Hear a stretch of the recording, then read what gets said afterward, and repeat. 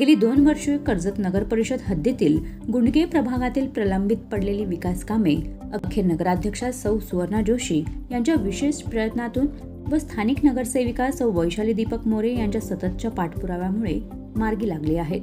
शुक्रवार दिनांक 22 डिसेंबर रोजी या कामांचे भूमिपूजन करण्यात आले। प्रभाग क्रमांक 9 गुंडगे परिसरातील विविध कामांचे भूमिपूजन कर्जत नगर परिषदेच्या नगराध्यक्षा सौ सुवर्णा जोशी यांच्या माध्यमातून आणि विशेष सहकार्याने तसेच स्थानिक नगरसेविका सौ वैशाली दीपक मोरे यांच्या मागणीनुसार व प्रयत्नाने मंजूर झालेल्या कामांचे भूमिपूजन नगराध्यक्षा सौ सुवर्णा जोशी यांच्या शुभ हस्ते कुदळ मारून व नारळ वाढवून पार पडले। सदरची कामे विशेष रस्ता अनुदान निधी योजना अंतर्गत झाली आहेत। कर्जत लाईव्हसाठी गणेश पवार, कर्जत।